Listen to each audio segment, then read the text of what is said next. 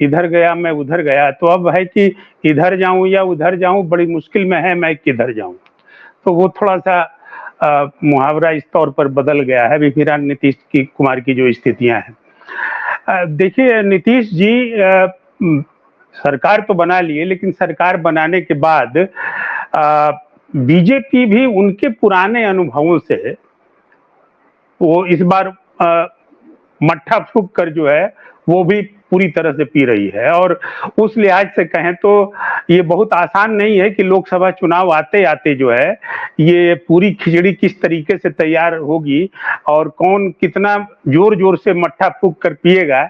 तो ये हालात हैं। देखिए अभी नीतीश कुमार, सबसे एक दिलचस्प बात है कि ऐसी कोई सरकार आपने सुनी है, नीतीश कुमार जो कि सुशासन बाबू के नाम से जाने जाते रहे अभी तक के अपने राजनीतिक जीवन काल में, और वो सुशासन बाबू पिछले समझ लीजिए कि हर हफ्ते जहां की कैबिनेट की मीटिंग होती थी तो ये कैबिनेट की मीटिंग नहीं कर पाए हैं।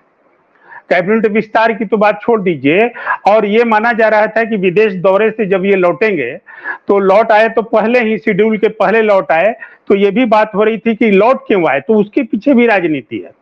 लेकिन बहरहाल उसकी चर्चा मैं करूंगा। अभी जो मैं कहना चाहता हूं कि लौट तो आए, लेकिन लौट आने के बाद देखिए मंगलवार एक आया, पिछले मंगलवार को भी मीटिंग कैबिनेट की नहीं हुई थी, इस बार भी मंगलवार आया, इस बार भी उन्होंने पटना में रहते हुए मीटिंग नहीं की। तो ये कैबिनेट मीटिंग से बच रहे हैं नीतीश कुमार, भाग रहे हैं कहें कायदे से तो, मंत्रिमंडल विस्तार से भाग रहे हैं। कहा तो जा रहा है कि 15 मार्च तक संभावित हो सकता है मंत्रिमंडल विस्तार, लेकिन जो सीट शेयरिंग का मामला फंसा है वो सीट शेयरिंग का सिर्फ नहीं है। देखिए उसमें दो पेच है नीतीश कुमार के लिए, इसीलिए तीर कहीं और चल रहे हैं, निशाने पर कहीं और लग रहा है, और वो नीतीश के कलेजे पर लग रहा है एक तरह से कहें तो। देखिए चिराग पासवान उनके कलेजे का बहुत बड़ा दर्द है नीतीश कुमार के।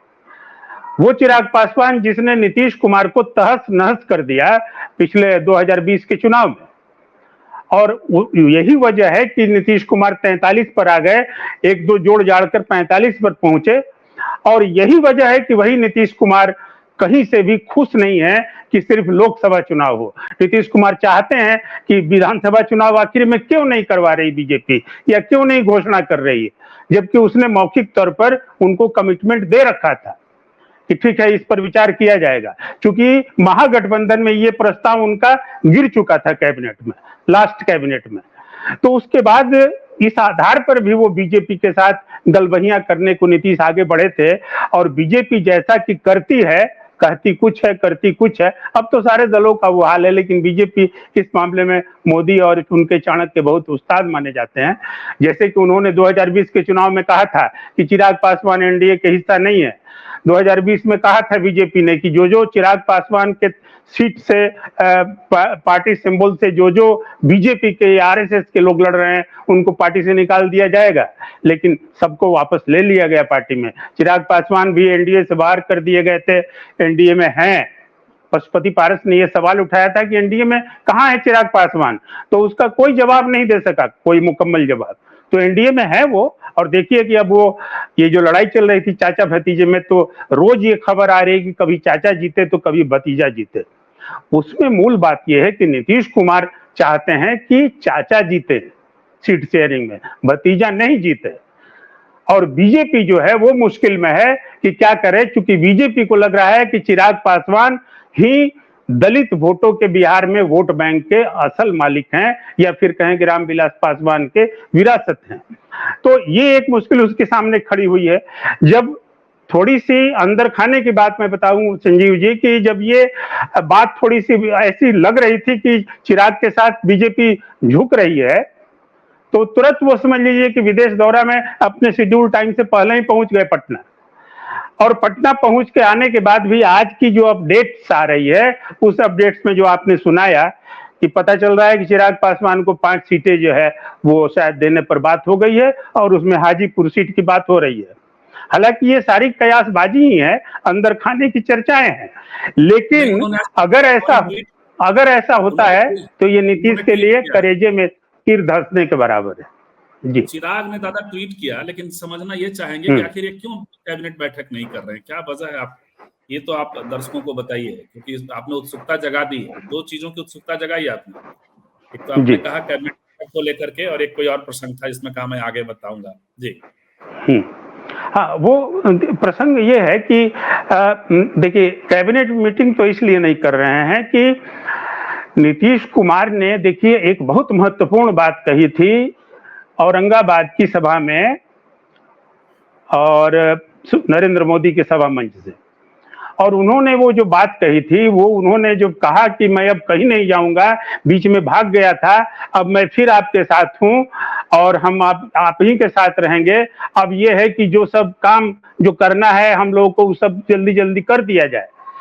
ये जल्दी जल्दी काम कौन सा कर दिया जाए, ये नीतीश कुमार जो कह रहे थे और मोदी ठट्ठा मारकर हंस रहे थे।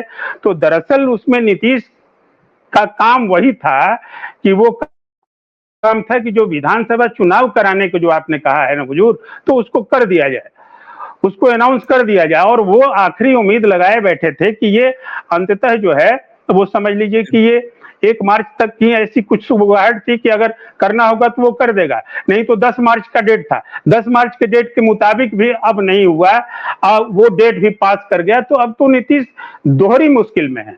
एक तो ये है कि ये बिल्कुल पक्की बात है कि नीतीश कुमार अपनी स्थिति को मजबूत बनाने के लिए, चाहे वो महागठबंधन में रहें तो या एनडीए गठबंधन में रहें तो, नीतीश कुमार जब जब गठबंधन का सहारा लेकर चुनाव लड़ते हैं विधानसभा का, तो उस चुनाव में उनको निश्चित रूप से अच्छा खासा फायदा हो जाता है। चिराग पासवान एक फैक्टर अगर नहीं हुआ होता तो 2020 में भी नीतीश कुमार अच्छी सीटें लेकर आते। तो इनको मालूम है कि किसी अलायंस में हमको फायदा हो जाएगा। तो अगर आरजेडी महागठबंधन तैयार नहीं हुआ तो फिर वो बीजेपी के साथ वो शर्त उन्होंने रखी और बीजेपी ने उनको बहला दिया। अब तो यही कहेंगे कि बहला दिया, क्योंकि अब तो हंस रहे हैं नरेंद्र मोदी जब वो कह रहे हैं कि जो कमुआ बाकी है वो भी कर दिया जाए। तो एक ये स्थिति है। और दूसरी बात है संजीव जी कि ये पूरा जो चिराग पासवान और पशुपति पारस, ये दोनों फैक्टर ऐसे हैं जिसमें एक तो नीतीश के लिए तीर है, दूसरा जो है मुलायम है। वो मान लीजिए कि अगर वो तीर धंसाता है बीजेपी चिराग को लेकर के, तो ये यकीन जानिए कि नीतीश कुमार इस बार फिर अगर लड़ गए साथ में लोकसभा चुनाव एनडीए के साथ, तो वो फिर कोई खेला करेंगे। नहीं तो पशुपति पारस जो है उनके लिए फिर इंडिया गठबंधन का रास्ता खुला हुआ है। तो इंडिया गठबंधन के रास्ते दोनों के लिए खुले हैं, पशुपति पारस और चिराग पासवान के लिए। अब बीजेपी भी मुश्किल में ये है कि नीतीश अगर ज्यादा नाराजगी उन्होंने दिखाई, जैसे कि अभी आज की मैं खबर आपको बता रहा हूं कि नीतीश कुमार अंडरग्राउंड हो गए हैं जब से आए हैं। तो कैबिनेट मीटिंग तो उन्होंने की ही नहीं, कुछ बोल भी नहीं रहे, मीडिया से, जी मीडिया से भी नहीं मिल रहे हैं। तो वो क्या सोच रहे हैं? तो अब वो तो मुश्किल में है ही, लेकिन वो अपनी मुश्किलों से फिर बीजेपी को भी मुश्किल में डालना चाह रहे हैं। तो मेरा तो ये मानना है कि ये नए गठबंधन में ये नया एनडीए जो है वो नीतीश कुमार एक जो है बिल्कुल क्या बोलते हैं, बाहरी आक्रांता की तरह वो घुस आए हैं एनडीए में। ये एनडीए के जो घटक दल जो पहले से हैं वो ये मान के चल रहे हैं और उसके चलते बीजेपी की भी मुश्किल बढ़ गई है। बीजेपी चाह रही है कि बस पुल्हा के, थोड़ा सा पुचकार के, या फिर वो नीतीश कुमार को लेकर चले।